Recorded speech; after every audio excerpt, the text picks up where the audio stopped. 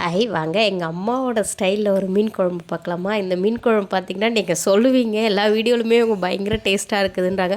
ஆனால் உண்மையாலே ரொம்ப டேஸ்ட்டாக ஆத்தென்டிக்காக அந்த காலத்தில் வைப்பாங்க பார்த்திங்களா, அந்த மாதிரி மீன் குழம்பு இது. புளி கரைச்சி வச்சு வைக்கிறது. அதை நான் எவ்வளோ டீட்டெயிலாக எக்ஸ்பிளைன் பண்ண முடியுமோ அப்படி பண்ணுறேன். செம்ம டேஸ்ட்டாக இருக்கும். இந்த மாதிரி வச்சு சாப்பிட்டு பாருங்கள், ரொம்பவே நல்லாயிருக்கும். அது எப்படி பண்ணுறது பார்க்கலாமா. ஒரு கடாயில் வந்து ஃபஸ்ட்டு எண்ணெய் ஊற்றிட்டு கடுகு உளுத்தம் பருப்பு போட்டுருங்க. கடுகு உளுத்தம் பருப்பு போட்டு கொஞ்சமாக கறிவேப்பிலை, பச்சை மிளகாய் போட்டுட்டு நல்லா வதக்கிடுங்க. அப்புறம் ஒரு 3 சைஸ் இப்போ மீடியம் சைஸ் 3 வெங்காயம் கட் பண்ணி வச்சுக்கோங்க. புளியை கரைச்சிட்டு அதில் கொஞ்சம் வெங்காயத்தை அந்த புளி தண்ணியில் போட்டுருங்க. போட்டுட்டு நல்லா புளியை வந்து இறுத்து வச்சுருங்க, அந்த திப்பியெல்லாம் இல்லாமல். அதுக்கப்புறம் அதுலேயே வந்து மிளகாத்தூள் போட்டுக்கோங்க. மிளகாத்தூள் உங்கள் காரத்துக்கு ஏற்ற மாதிரி போட்டுக்கலாம். நான் ஒரு 6 ஸ்பூன் போட்டிருக்கேன்.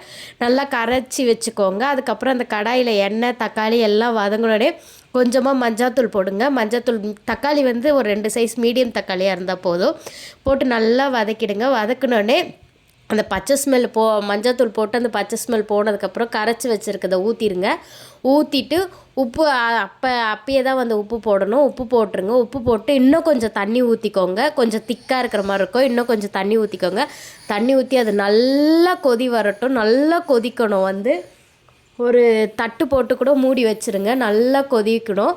நல்லா கொதித்ததுக்கு அப்புறமேட்டு பார்த்திங்கன்னா மீன் நல்லா கொதித்து அந்த ஸ்மெல்லெல்லாம் போடும். அந்த மிளகாத்தூள் ஸ்மெல்லெல்லாம் நல்லா போகணும். போனதுக்கப்புறம் பார்த்திங்கன்னா மீனை போட்டுருங்க. மீன் போட்டுட்டு ஒரு 5 மினிட்ஸில் வந்து பார்த்திங்கன்னா ஸ்டவ்வை ஆஃப் பண்ணிவிடுங்க. ஆஃப் பண்ணிவிட்டு வந்து பார்த்திங்கன்னா தட்டு போட்டு மூடாமல் அப்படியே வச்சுருங்க. ஏன்னா வந்து அந்த ஹீட்லேயே நல்லா மீன் நல்லா வெந்துடும். தட்டு போட்டு மூடினீங்கன்னா இன்னும் குழஞ்ச மாதிரி ஆகிடும். அதனால் தட்டு போட்டு மூடாதீங்க. அப்படியே வந்து பார்த்திங்கன்னா வச்சுருங்க.